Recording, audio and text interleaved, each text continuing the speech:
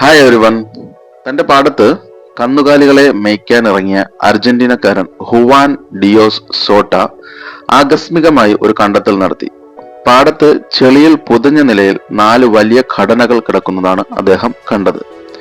ചെളിയിൽ പുതഞ്ഞുപോയ വാഹനങ്ങളാണോ എന്ന് തോന്നും വിധമായിരുന്നു അത്. എന്നാൽ ഈ ഘടനകൾക്ക് ചരിത്രകാലത്തോളം പഴക്കമുണ്ടായിരുന്നു എന്ന് പിന്നീടാണ് അദ്ദേഹത്തിന് മനസ്സിലായത്. ഗ്ലിപ്റ്റോണുകളുടെ പുറന്തോടുകളായിരുന്നു അവ. പുതിയൊരു വിഷയത്തിലേക്ക് സ്വാഗതം. അമേരിക്കൻ വൻകരകളിൽ കാണപ്പെടുന്ന ആർമഡില്ലോ അഥവാ ഇത്തിൽ പന്നി എന്ന ജീവികളുടെ ചരിത്രാതീത കാല പതിപ്പും പൂർവീകരമായിരുന്നു ഗ്ലിപ്റ്റോഡോൺ. 1823 ഗ്ലിപ്റ്റോഡോണിന്റെ അവശേഷിപ്പുകൾ ആദ്യമായി കണ്ടെത്തിയത്. ഇന്നത്തെ കാലത്തെ ഒരു ഹാച്ച്ബാക്ക് കാറിന്റെ വലിപ്പം ഉള്ളതായിരുന്നു ഈ ജീവി. ഇംഗ്ലീഷ് പ്രകൃതിശാസ്ത്രജ്ഞനായ റിച്ചർഡ് ഓവനാണ് ഗ്ലിപ്റ്റോഡോൺ എന്ന പേര് ഈ ജീവിക്ക് ആദ്യമായി നൽകുന്നത്.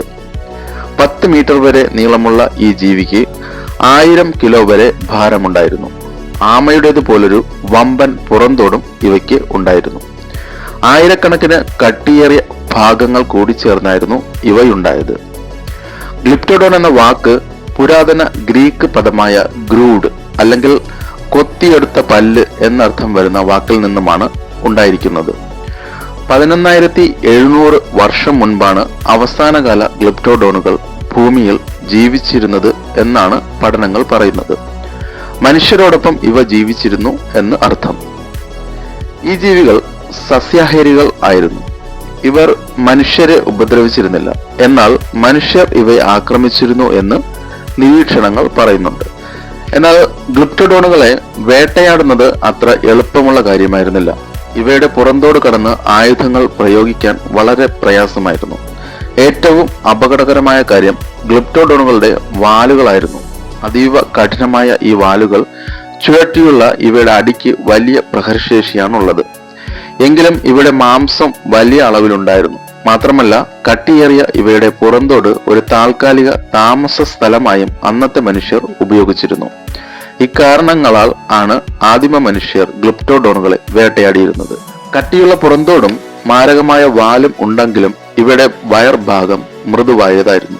അതിനാൽ തന്നെ ഗ്ലിപ്റ്റോഡോണുകളെ മറിച്ചിട്ടാൽ വേട്ടക്കാർക്ക് കാര്യങ്ങൾ എളുപ്പമായിരുന്നു. അർജന്റീനയിലും സമീപ പ്രദേശങ്ങളിലും ഗ്ലിപ്റ്റോഡോണുകളുടെ ഫോസിലുകൾ പലതവണ കണ്ടെത്തിയിട്ടുണ്ട്. ഗ്ലിപ്റ്റോഡോണുകൾക്ക് ഏകദേശം 12000 വർഷങ്ങൾക്ക് മുൻപ് അമേരിക്കകളിലെ മിക്ക വലിയ സസ്തനികളോടുമൊപ്പം അവസാന പ്ലിസ്റ്റോസിൻ വംശനാശത്തിന്റെ ഭാഗമായി വംശനാശം സംഭവിച്ചു എന്നാണ് കരുതപ്പെടുന്നത്. പാലിയോ ഇന്ത്യക്കാർ ഗ്ലിപ്റ്റോഡോണുകളെ വേട്ടയാടിയതിന്റെ തെളിവുകൾ സൂചിപ്പിക്കുന്നത് വംശനാശത്തിന് മനുഷ്യനും ഒരു കാരണക്കാരനായിരിക്കാം എന്നാണ്.